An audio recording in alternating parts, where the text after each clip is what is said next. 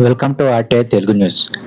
మంచిర్యాల జిల్లా దండపల్లి మండలం గూడెంలో రాష్ట్ర ఉప ముఖ్యమంత్రి, ఆర్థిక ప్రణాళిక శాఖ మంత్రులు బట్టి విక్రమార్క పర్యటించారు.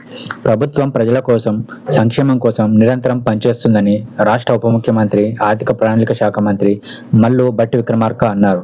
శనివారం జిల్లాలోని దండపల్లి మండలం గూడెంలో గల శ్రీ రమా సహిత సత్యనారాయణ స్వామి ఆలయ పునరుద్ధరణ పనులను రాష్ట్ర ఐటీ, ఎలక్ట్రానిక్స్, కమ్యూనికేషన్, పరిశ్రమల శాఖ మంత్రి దుద్దిళ్ల శ్రీధర్ బాబు, రాష్ట్ర షెడ్యూల్ తెగలు, గిరిజన, మైనార్టీ సంక్షేమ శాఖ మంత్రి అడ్లూరి లక్ష్మణ్ కుమార్, రాష్ట్ర రవాణా, వెనుకబడిన తరగతుల సంక్షేమ శాఖ మంత్రి పొన్నం ప్రభాకర్, పెద్దపల్లి పార్లమెంటు సభ్యులు గడ్డం వంశీకృష్ణ, శాసన మండలి సభ్యులు దండ విఠల్, జిల్లా కలెక్టర్ దీపక్ కుమార్, మంచిర్యాల, భూపాలపల్లి, రామగుండం నియోజకవర్గాల శాసనసభ్యులు కొక్కిరాల ప్రేమసాగర్ రావు, గండ సత్యనారాయణ, మక్కన్ సింగ్ ఠాకూర్, మంచిర్యాల, రామగుండం మున్సిపల్ కార్పొరేషన్లు మేయర్లు ధర్ని మధుకర్, మహంకాళి స్వామిలతో కలిసి శంకుస్థాపన చేశారు.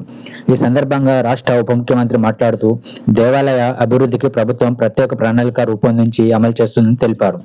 రాష్ట్ర వ్యాప్తంగా దేవాలయాల అభివృద్ధికి 2,216 కోట్ల రూపాయలతో చర్యలు తీసుకుంటామని అన్నారు.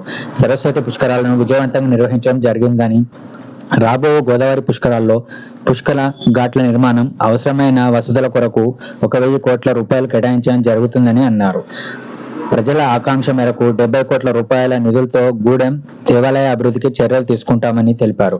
రాష్ట్రంలో ప్రజాప్రభుత్వం కొనసాగుతుందని, పిప్రి వేదికగా రాష్ట్ర ముఖ్యమంత్రి చే గూడెం ఆలయ అభివృద్ధికి నిధులు మంజూరు చేసి 37 రోజుల వ్యవధిలో పనులు చేపట్టడం జరుగుతుందని తెలిపారు.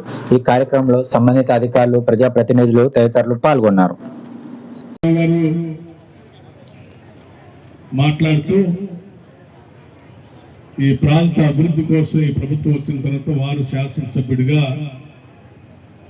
బహుశా మంచిర్యాల శాసనసభ నియోజకవర్గానికి పెద్ద ఎత్తున నిధులు తీసుకొచ్చి, అది విద్యకు కావచ్చు, వైద్యానికి సంబంధించి కావచ్చు, పెద్ద ఎత్తున ఆదర్శప్రాయంగా ఆ పాఠశాలని, ఇటు వైద్యశాలలు రెండింటిని కూడా నిర్మిస్తా ఉన్నాం. విద్యతో సామాజిక స్థితిగతుల్ని మార్చవచ్చు అన్నటువంటి ఆలోచనతో పెద్ద ఎత్తున వారు రూపకల్పన చేసినటువంటి పాఠశాలను కూడా నేను చూశాను. అట్లాగే హాస్పిటల్స్ కూడా చూశాను.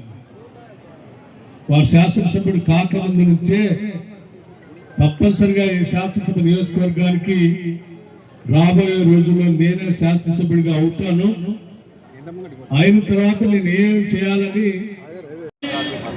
ఆశీర్వదించేందుకు వచ్చిన పెద్దలు, రాష్ట్ర ఉప ముఖ్యమంత్రి గౌరవనీయులు బట్టి విక్రమార్క గారు, దాంతోపాటు ఇక్కడికి వచ్చిన మరో మంత్రి, మన సహచరుడు, మన గోదావరి అవతల పక్కన మంత్రి గారు, ఏ సమస్య వచ్చినా గడిచిన 25 సంవత్సరాల నుంచి మంచిర్యాల నియోజకవర్గం కానీ, మంచిర్యాల జిల్లాకు కానీ ఏ సమస్య వచ్చినా కూడా నేనుంటానంటూ ఎన్నంటూ ముందుకొచ్చిన పెద్దలు, రాష్ట్ర ఐటీ మరియు ఇండస్ట్రియల్ శాఖ మంత్రులు శ్రీధరరావు గారు, అదేవిధంగా ఈ కార్యక్రమానికి వచ్చిన మరో బీసీ సహోదరుడు, బీసీల కోసం మొత్తం కొట్లాడి నేను అడుగుతున్న హాస్టల్ ఇచ్చేది నాకు ఇచ్చాడు, చాలా మంది తన్ని పెండింగ్ తొందరగా ఇస్తారని, బస్ స్టాండ్ కూడా ఇస్తాను, ఇంతవరకు ఒకటే మిగిలింది నాకు, అది కూడా తొందరగా ఇస్తారని ఈ వేదిక ద్వారా వినియోగించుకుంటూ, అదేవిధంగా మరో సహచరుడు